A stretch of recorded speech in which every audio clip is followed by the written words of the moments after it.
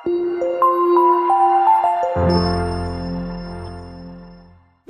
वालेकुम, सत श्री अकाल, नमस्ते, आदाब। तो कैसे मेरे भाइयों, अभी इस वीडियो में बात करेंगे सऊदी अरब की लेटेस्ट अपडेट और आपसे स्पेशल बात भी करेंगे। वीडियो में बने रहिए लास्ट तक ताकि आपको जानकारी हो जाए। सबसे पहले मैं आपको आज स्पेशल बात में क्या है तो सऊदी एयरलाइंस की एक स्क्रीनशॉट शेयर करता हूं आपको। ये उर्दू न्यूज़ ने पूरा लिख करके शेयर किया है।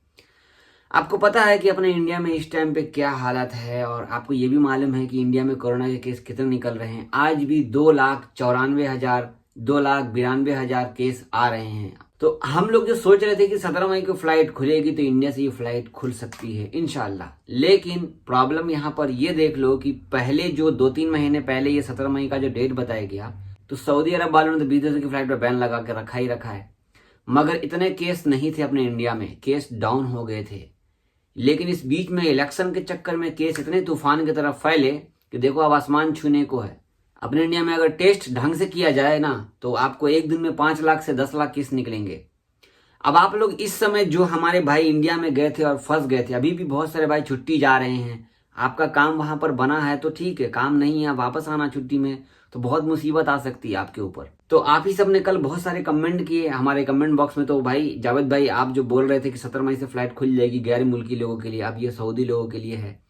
तो ये पहले भी सऊदी लोगों के लिए था, ये अभी भी सऊदी लोगों के लिए ही है। गैर मुल्की के लिए फ्लाइट जो सऊदी अरब से फ्लाइट जाती है वो तो जाती ही है, लेकिन अपने इंडिया से आने के लिए अपने इंडिया से ही फ्लाइट बैन है, आपको पता है। लेकिन ये भी पता है आपको कि सऊदी गवर्नमेंट ने ही फ्लाइट को बैन करके रखा है यहाँ से जाने का।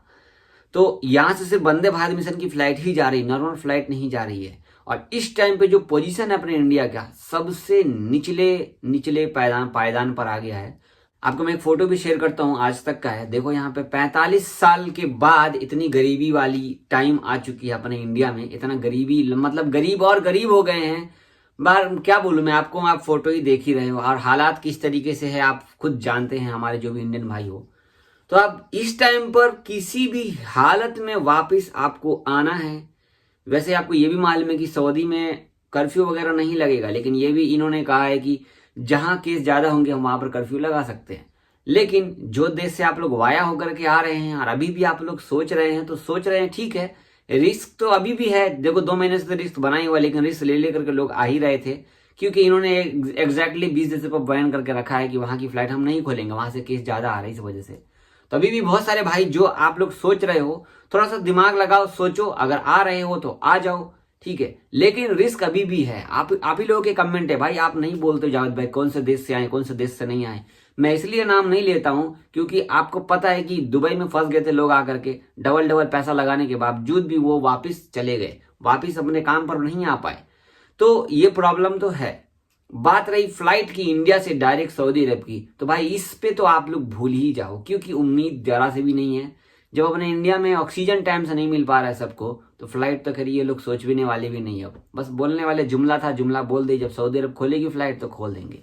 अब मैं इस पर क्या बोलूं, आप लोग बोलते हो जावेद भाई इस पर आप कुछ नहीं बोलते हो, कमेंट करता हूं उस पर जवाब नहीं देते हो। अपने इंडिया को बता दूं, यूके वालों ने रेड जोन में डाल दिया है, रेड जोन में डाल दिया है। तो अभी मैंने आपको पूरा क्लियरली बता दिया कि इंडिया से फ्लाइट की उम्मीद है या नहीं है। वैसे सऊदी अरब से इंटरनेशनल फ्लाइट तो खुलेगी पक्का 17 मई को, लेकिन यहाँ से जो फ्लाइट जा रही है वंदे भारत की फ्लाइट चालू ही रहेगी, आगे भी देखो शायद चलती ही रहे। लेकिन प्रॉब्लम यह है कहीं इंडिया वालों का और तूफान मचा इंडिया में कोरोना का, तो यहाँ से भी जाने वाली फ्लाइट पर भी कुछ भी ऑप्शन हो सकता है, मगर ये कोई क्लियर नहीं है।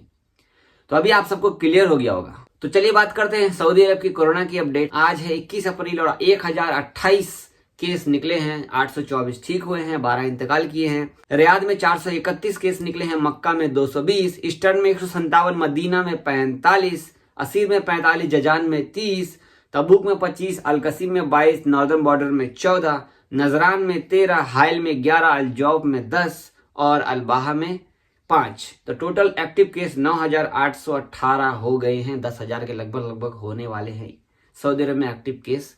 तो यहाँ पर ठीक है, कंट्रोल में है, कर्फ्यू का बना हुआ है, लेकिन ये लोग बोल दिए थे कि हाँ लगाएंगे, कोई ठिकाना नहीं लगाते कि नहीं लगाते, लेकिन इनको तो पता है कि कहाँ से केस ज्यादा आ रहा है। आपको मैं एक और बात बता दूं, आपको मैं स्क्रीनशॉट नहीं शेयर करने वाला। अभी जो भी भाई फर्स्ट डोज लगाएंगे कोरोना की दवा सऊदी अरब में, तो आपको हो सके तो शायद सिर्फ फाइजर मतलब फाइजर ही दवा लगेगी रियाद में और जिद्दा में और भी बहुत सारे इलाके में। तो अभी जो भी अपॉइंटमेंट लोगे और आप लोग अभी दवाई लगाने जा रहे हो तो पी फाइजर ही लग रहा होगा आपको। अगर आपको पी फाइजर ही लग रहा है, आपने फर्स्ट डोज लगाई है अभी, तो मुझे कमेंट करके जरूर बताना। तो इस टाइम पर जो मुझे मतलब ट्विटर पे मैंने एक अपडेट देखा था, मैं भूल गया कहाँ पर देखा, भूल गया मैंने कहाँ कौन सा स्क्रिप्ट लेना था। तो अभी जो भी लोगों को दवा लग रही है ना कोरोना वैक्सीन, तो वो पी फाइजर ही लग रही है। फाइजर मैंने भी लगाया, सेकंड डोज का डेट गायब हो गया, अब पता नहीं कब आएगा। जब फर्स्ट डोज सबको लग जाएगा तब आएगा। और बहुत सारे भाई का अभी भी सवाल है, जावेद भाई मेरा रिपोर्ट शो नहीं कर रहा है, मुझे उम्रा जाना है। तो आपके मोबाइल में बहुत सारा सब कुछ आपने कर लिया, अपडेट कर लिया, फिर भी नहीं आया, तो आप क्या कीजिए, आपने जहां से दवाई लगाई है, जहां आपका फर्स्ट डोज लगा है, उस सेंटर में जाइए, उनको बताइए कि मेरा जो रिपोर्ट है नहीं आया है। तो 24 घंटे के अंदर में आपका रिपोर्ट आपके मोबाइल में आ जाएगा। हमारे जो पीछे कैलेंडर देख रहे हैं ना, जिन्होंने मुझे दिया है, उनका खुद नहीं आ रहा था, वो गए सेंटर में, वो जाके रिपोर्ट ले आए। अब वो उम्रा के लिए जाएंगे इंशाल्लाह।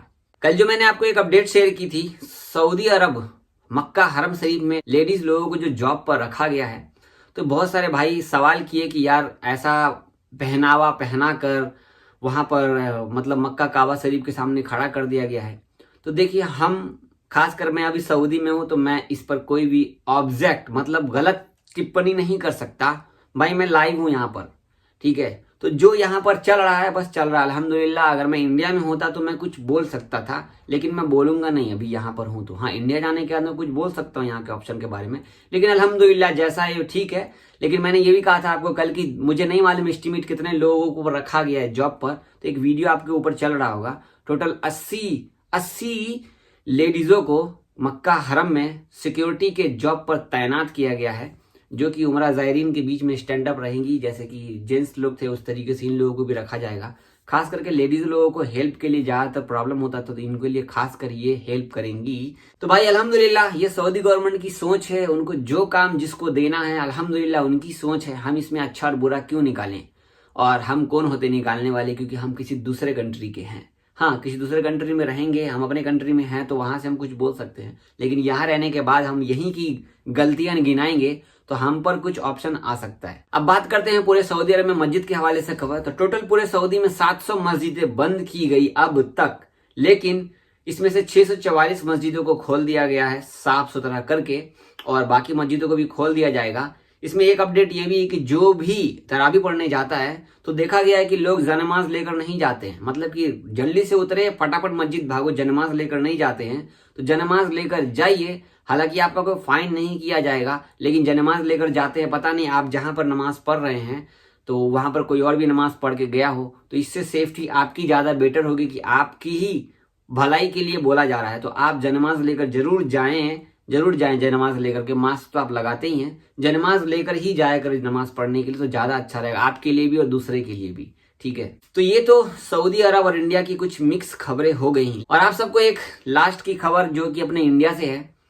नासिक में, अपने इंडिया में नासिक में ऑक्सीजन लीक होने से 22 लोगों की जान चली गई, जो कि आपको पता है कि 22 लोगों की जान तो ऑक्सीजन से भी गई है, और जो ऑक्सीजन लेवल चल रहा था हॉस्पिटल में अचानक से वो उसको बंद किया गया, उसकी वजह से भी कई सारे लोगों की मौत हो गई। तो टोटल 22 से भी ज्यादा लोगों की मौत हुई है। बहुत दुखद घटना है। रोजाना न्यूज देखता हूँ, बस यही देखता हूँ भाई, आज क्या हो रहा है, कल क्या हो रहा है, आज क्या हो रहा है, कल क्या होने वाला है। लेकिन सबको देखता हूँ बदलते हुए, लेकिन सिवाय एक आदमी को मैंने नहीं देखा बदले, सिवाय दाढ़ी बड़े होते हुए देखा है। अब किसको मैं बोल रहा हूँ, आप कमेंट करके बताना। बहुत शुक्रिया। अगर आप हमारे चैनल पे पहली बार आए हैं तो हमारे चैनल को सब्सक्राइब कर लीजिए, वीडियो लाइक कर दीजिए। अगर कुछ पूछना हो तो आप सवाल कर सकते हैं। अल्लाह हाफिज, दुआ में याद रखिएगा।